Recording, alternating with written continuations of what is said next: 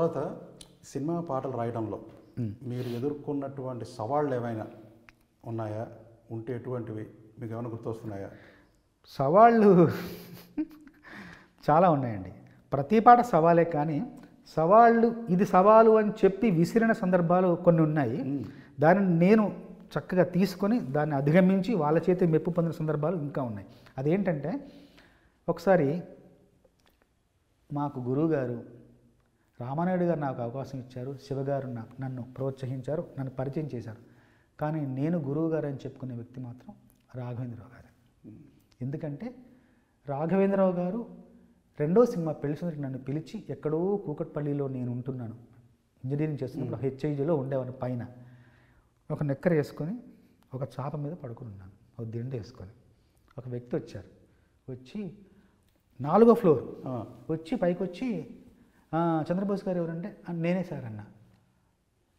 మిమ్మల్ని బాబాయ్ రమ్మంటున్నారండి అంటే, బాబాయ్ ఎవరండి అన్న అంటే, రాఘవేంద్రరావు గారు సినిమాలు డైరెక్షన్ చేస్తుంటారు అన్న. సినిమా రాఘవేంద్రరావు గారు అని, అవునమ్మా. రాఘవేంద్రరావు గారు రమ్మడం ఏంటి, మీరు రావడం ఏంటి, ఆయన మనుషుని పంపించడం ఏంటి, వెతుక్కుంటూ నన్ను రావడం ఏంటి, కూకట్పల్లిలో నేనుండు అని నేను చాలా ఆశ్చర్యం గురై పదం గబా కిందికి వెళ్ళగానే అప్పుడు ఎస్టీడీ బూత్లోకి వెళ్ళి మాట్లాడించారు రాఘవేంద్ర గారితో. ఏమ్మా ఏం చేస్తున్నావు అంటే, సార్ ఏం లేదు సార్, ఇట్లా ఇంజనీరింగ్ అయిపోయింది, ఇట్లా ఒక పాట రాసాను తాజ్మహల్, తర్వాత ఇంకేం లేదంటే, వస్తావా తిరుపతికి అంటే, వస్తాను సార్ అన్న. తప్పకుండా ట్రైన్ టికెట్ బుక్ చేస్తే తిరుపతికి వెళ్ళిపోయారు.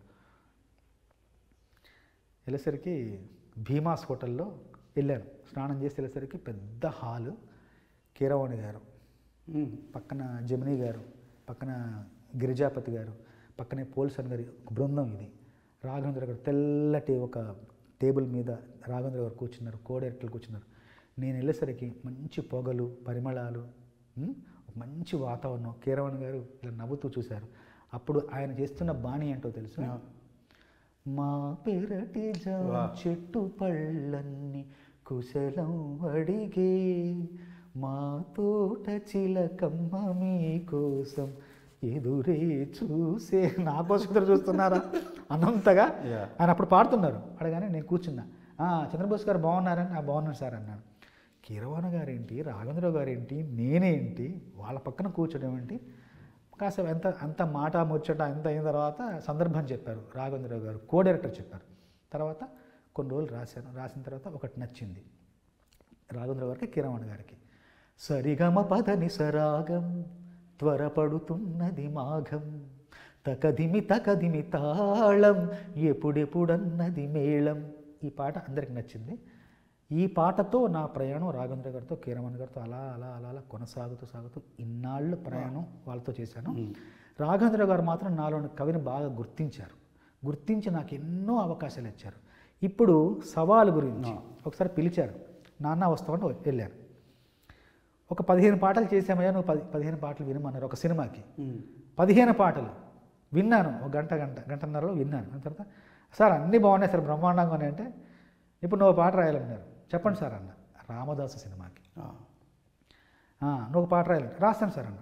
నీకో షరతు అన్న. చెప్పండి సార్ అన్న.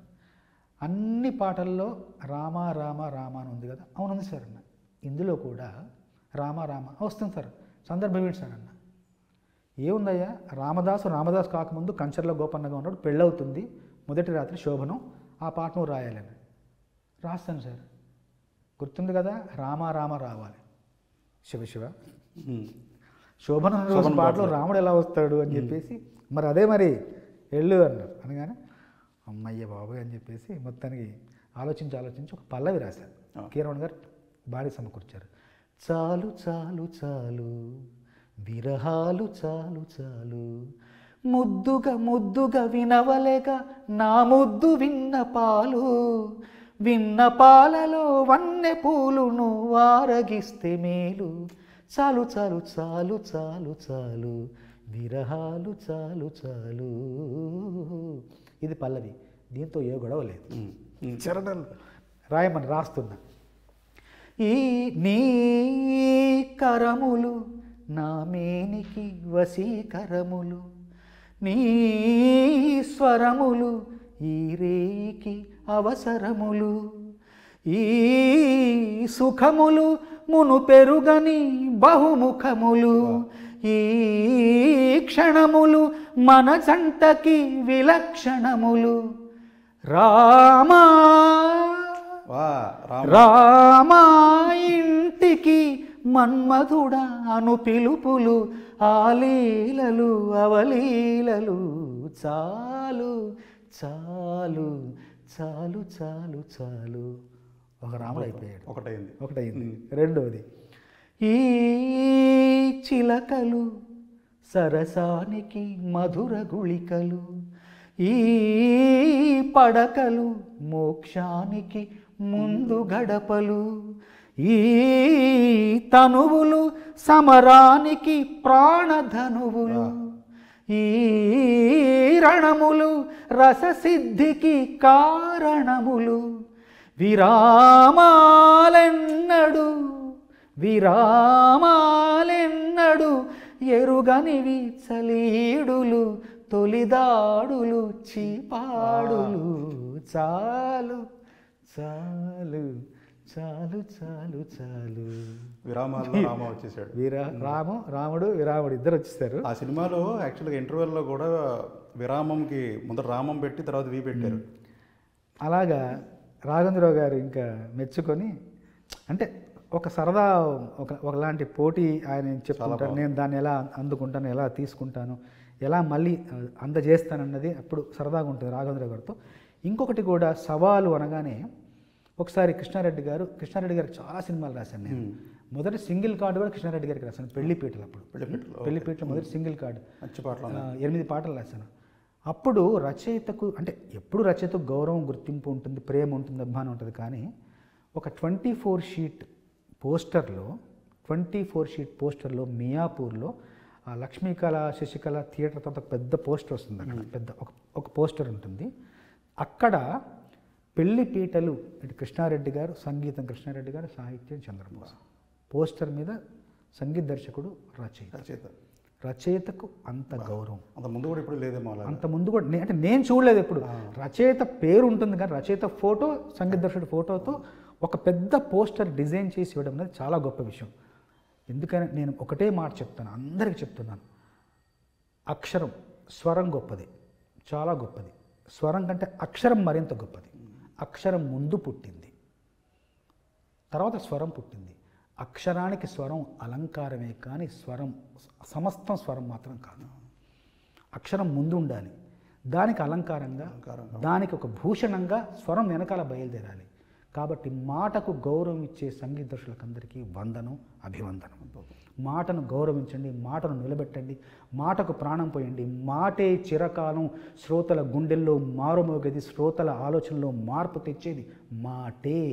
దానికి స్వరం అలంకారప్రాయంగా మాత్రమే ఉండాలి. ఇది నేను నమ్మిన సత్యం, నమ్ముతున్న సత్యం. ఇలాగా ఒకసారి కృష్ణారెడ్డి గారు వెళ్ళాను, కూర్చున్న తర్వాత, ఏమండి విజయం గురించి ఒక పాట రాయాలి సార్. రాస్తాను సార్ అన్న. అంటే పెద్ద పెద్ద మాటలు, పెద్ద పెద్ద ఆలోచనలు, పెద్ద పెద్ద అట్లా కాకుండా చాలా చిన్నగా సున్నితంగా అందరికీ అర్థమయ్యేలాగా ఉండాలి. ఉంటుంది సార్ అన్న తర్వాత ఇప్పుడు ఇప్పుడు 6వ ఎక్కం, 8వ ఎక్కం, 13వ ఎక్కం కష్టం. అవునండి.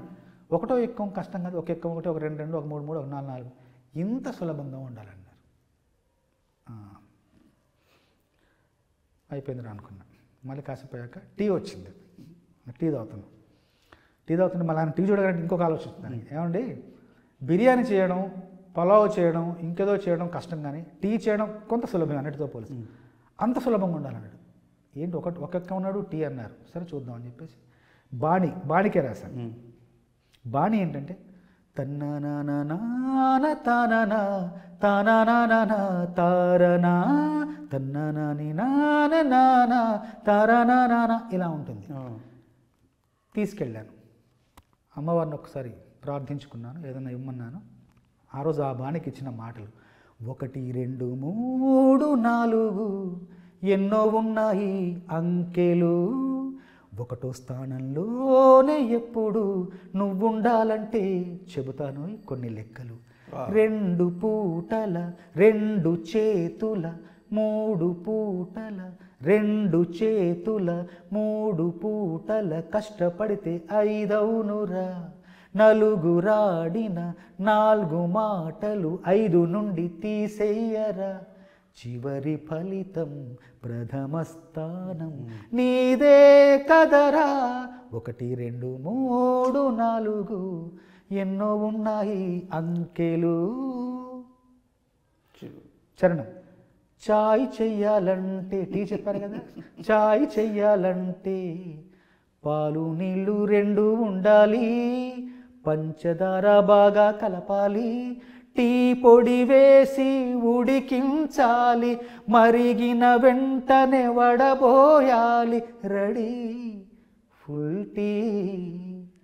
సక్సెస్ రావాలంటే దీక్ష లక్ష్యం 2 ఉండాలి, క్రమశిక్షణనే బాగా కలపాలి, ఆవేశంతో ఉడికించాలి, ఆటంకాన్నే వడబోయాలి, రెడీ సక్సెస్ టీ.